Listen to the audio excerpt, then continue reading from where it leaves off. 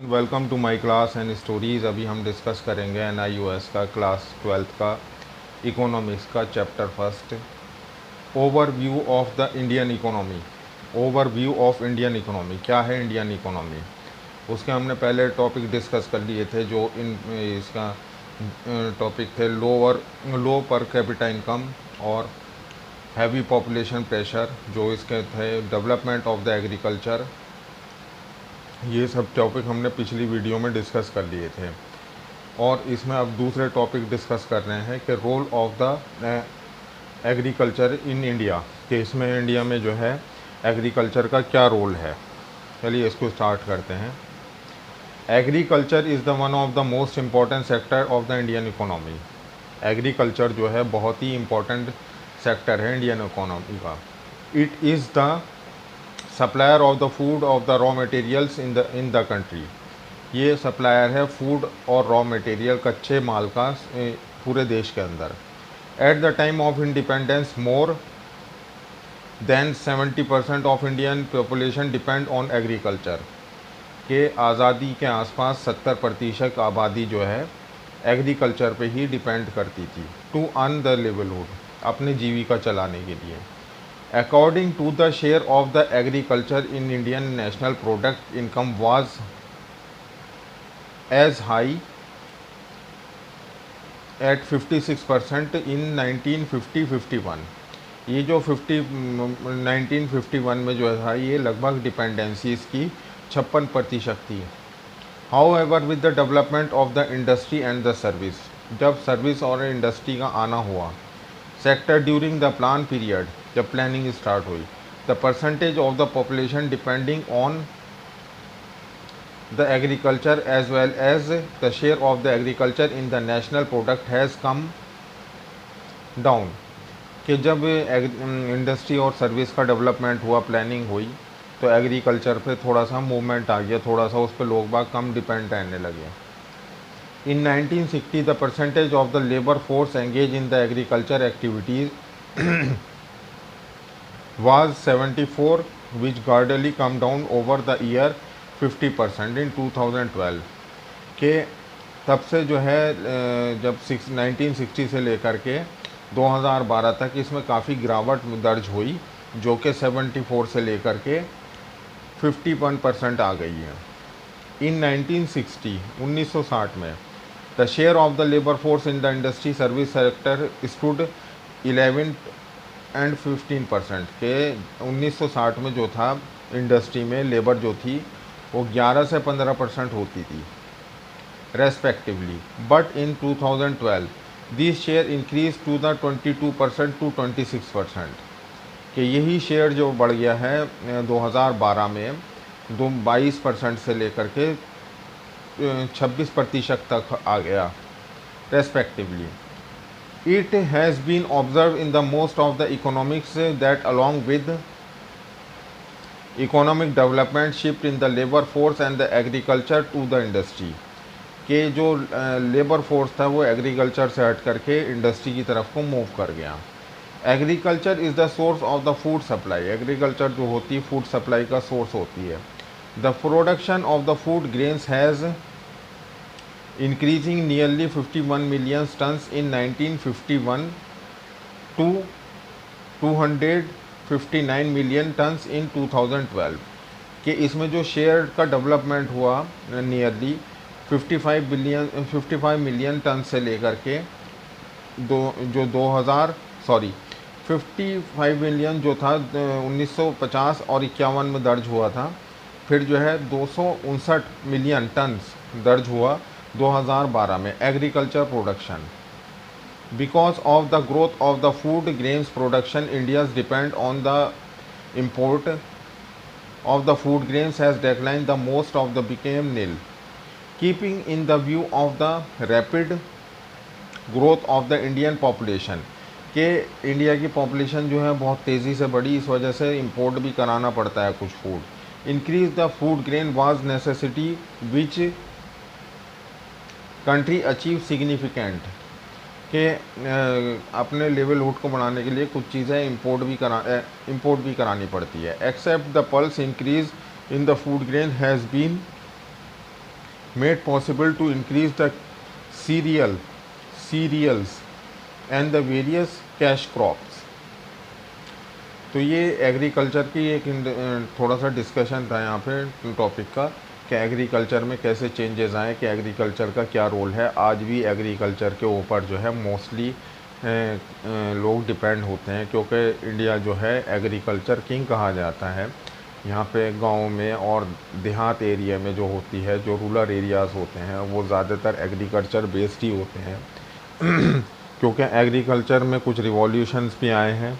Revolutions means के पहले जो टेक्निक थी खेती बाड़ी करने की, उसमें और अब में फ़र्क आया है कि पहले पेस्टिसाइड इतने यूज़ नहीं होते थे, अब पेस्टिसाइड्स बहुत ज़्यादा यूज़ होते हैं, दवाइयाँ बहुत ज़्यादा यूज़ होती हैं, तो उससे जो फसल होती है वो बहुत तेज़ी से अच्छी पैदा होती है और जल्दी पैदा होती है। और उसको जो है किसान के पास आजकल काफ़ी इक्विपमेंट्स भी होते हैं एग्रीकल्चर के। तो एग्रीकल्चर के जो इक्विपमेंट होते हैं, जैसे रोटावेटर्स हुआ या रोलर हुआ, या फिर और भी बहुत सारी मशीनरीज आती हैं, कटिंग मशीन आती हैं, ट्रैक्टर होते हैं, ट्रॉली होते हैं। अब ट्रैक्टर भी ऐसे आ गए हैं, और वाटर इरिगेशंस होते हैं, मीन्स के जो पंप वगैरह होते हैं। तो उसकी वजह से जो है किसानों में प्रोडक्शन में काफ़ी वृद्धि हुई है, क्योंकि पहले इतनी इलेक्ट्रिसिटी भी नहीं थी, इतना पानी का सप्लाई भी नहीं था, और इतनी डिमांड भी नहीं थी, क्योंकि पहले पॉपुलेशन कम थी। लेकिन आज पॉपुलेशन ज़्यादा है, तो इस वजह से एग्रीकल्चर का बहुत बड़ा इम्पॉर्टेंट रोल है। कि कहते हैं ना कि खाने पीने का बिज़नेस कभी फेल नहीं होता, तो वही एग्रीकल्चर इंडस्ट्री में लागू होता है। तो एग्रीकल्चर का रोल बहुत इम्पॉर्टेंट है इंडिया के अंदर। दूसरा अब टॉपिक आता है इसमें, growth of the industry and service in India. कि इंडस्ट्री और सर्विसेज का जो ग्रोथ हुआ है उससे क्या फ़र्क पड़ा है इंडियन इकोनॉमी में। चलिए इसको डिस्कस करते हैं। इंडस्ट्री और the secondary sector of the economy is another important area of the economic activity. कि इंडस्ट्री, जैसे कि इंडस्ट्री आई है, तो इंडस्ट्री बहुत ही बड़ा एक सेकेंडरी सेक्टर है इकोनॉमिक डेवलपमेंट में। जैसे कि एफएमसीजी कंपनी होती है, और बहुत सारी गारमेंट कंपनी होती हैं, दवाइयों की कंपनी होती है, सर्विस सेक्टर होते हैं, मैन्युफैक्चरिंग कंपनी होती हैं, ऑटोमोबाइल इंडस्ट्री होती है, होटल इंडस्ट्री होती है, रेस्टोरेंट इंडस्ट्री होती है। तो ये सब इंडस्ट्री जो होती हैं, इसमें जो होता है लोगों को एम्प्लॉयमेंट भी मिलता है और बहुत तेज़ी से आगे भी बढ़ता है। जैसे रियल इस्टेट इंडस्ट्री भी होती है। After independence the government of the India emphasis the role of the industrialisation in the country economic development in the long run. के इंडिपेंडेंस के बाद में जो है भारत सरकार ने जो है इंडस्ट्रियलाइजेशन को अच्छा प्रमोशन दिया है। According to the blueprint of the industrial development was made through the industrial pollution resolution के in 1956।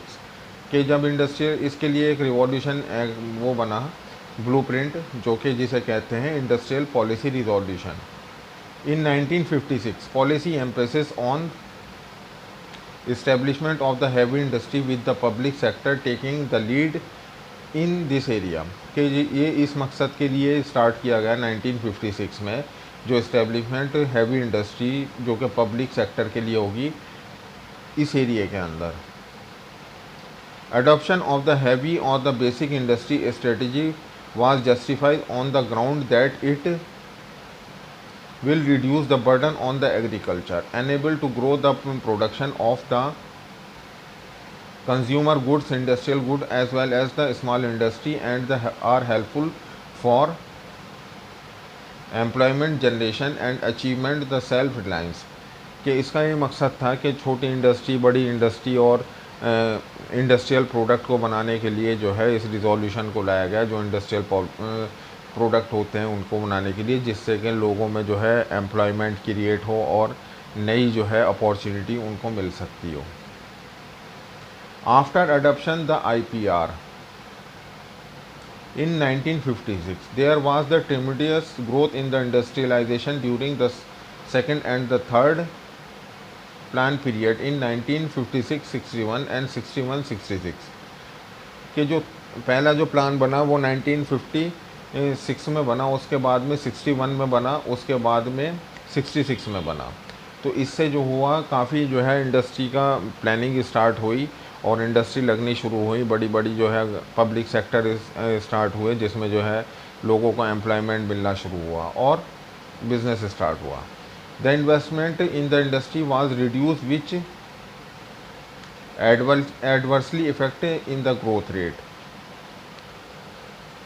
In 1980s, the trend was reverse and investment in the industry was increased by making the infrastructure base such as power and coal and the rail and the much stronger.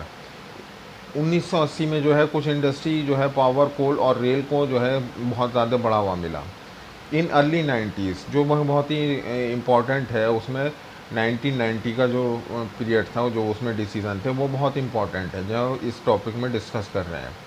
In early 90s it was found that the public sector undertaking where were not performing up to the expectation. 1990 तक जो है कुछ ऐसी जो performance industry का जो performance आना चाहिए था वो नहीं आ पा रहा था। There has been report of the mismanagement in these undertaking resolution in loss, कि इसमें जो है अंडरटेकिंग जो रिजोल्यूशन था इसमें लॉस जा रहा था।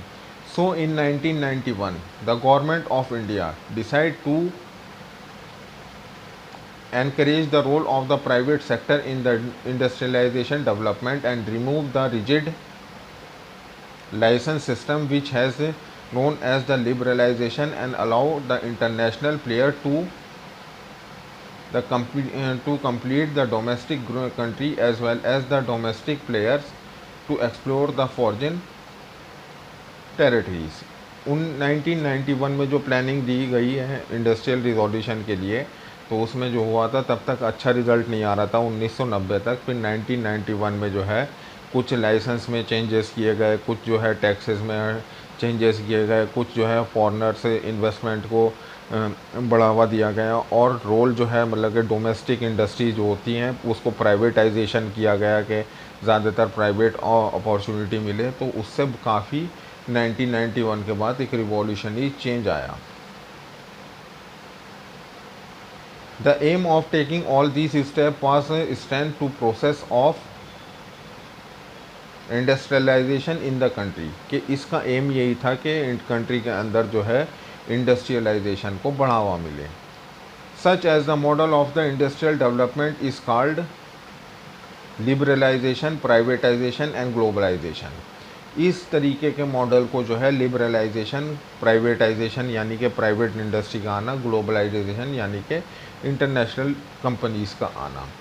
LPG जिसे कहते हैं, after the adoption of the new economic policy in 1991, कि नई इकोनॉमिक पॉलिसी 1991 में, there has been the phase of the growth followed by slow down in the industry development process, कि इसमें जो है एकदम से ग्रोथ आया इंडस्ट्री डेवलपमेंट में, जो कि बहुत ही स्लो प्रोसेस से चल रहा था। In the early years of 1990 there was the significant growth in the industrialization due to increase in the investment in infrastructure, reduction and the excise duty and availability of the finance etc. इस फैसले के बाद में जो है finance मिलने लगा industry को और इन्वेस्टमेंट होने लगा इंडस्ट्री में और एक्साइज ड्यूटी वगैरह रिडक्शन की गई और काफ़ी जो है लाइसेंस में आसानी मिली, जो लोगों को लाइसेंस बहुत मुश्किल से नहीं मिलते थे। But towards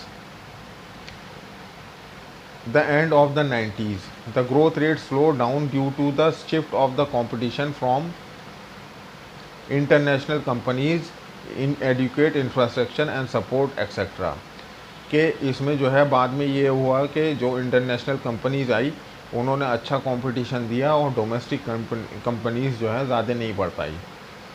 However, in the beginning of the new millennium between 2002 to 2008, के जब ये वाली सदी आई 2002 मतलब 19 वाली सदी से निकल के 2000 का ईयर आया, तो तब जो है न्यू मिलेनियम में बिटवीन 2002 से 2008 तक there was again some recovery, कि इसमें जो है फिर दोबारा से कुछ बढ़ोतरी हुई, due to the increase of the saving rate from 23.5% in 2001 and 37% in 2007। Saving rate में जो है बचत हुई, जो मतलब कि बाहर जो पैसा निकलता है, मतलब कि इंटरनेशनल कंपनीज़ के पास जो पैसा जाता है उनके थ्रू, जो वो क्योंकि वो अपने इंटरनेशनल कंपनीज जो होती हैं वो प्रॉफिट्स अपने होम कंट्री पे ले जाती हैं, होस्ट कंट्री पे, तो इस वजह से। लेकिन फिर जो है यहाँ पे डोमेस्टिक कंपनीज़ ने जो है अपना मतलब कि कंपनीज स्टार्ट करी और अच्छा ग्रोथ लिया। Even the competition from the foreign companies help during this phase, कि फॉरेन कंपनीज जो होती थी उससे भी कुछ डेवलपमेंट मिला इस फेज में। Domestic companies could create enough internal strength in term of the quality, कि बहुत सारी जो है डोमेस्टिक कंपनीज जो हैं एक अच्छा प्रोडक्शन देने लगी हैं अपने आप में। Control finance, customer care etcetera, जैसे कि कस्टमर केयर और फाइनेंस में अच्छा डेवलपमेंट हुआ। To withstand the competition, कि कंपटीशन भी जबकि उनके सामने था। However after 2008-9 there was some slow down in the industrial growth due to the rise in petroleum prices, के 2008-9 में जो है इंडस्ट्रियल डेवलपमेंट में थोड़ा सा फर्क आया, क्योंकि पेट्रोल के रेट जो हैं ज़्यादा बढ़ गए थे।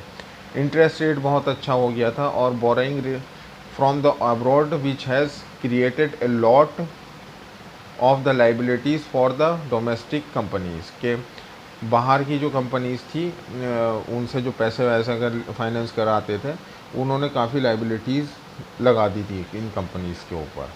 तो ये जो टॉपिक है इसमें ओवरऑल जो डिस्कस कर रहे हैं, कुछ एग्जाम्पल ले लेते हैं, जैसे कि इंडस्ट्रियल डेवलपमेंट, के इंडस्ट्री जब पहले इतना इंडस्ट्रियल डेवलपमेंट नहीं था, इतनी इंडस्ट्री नहीं थी।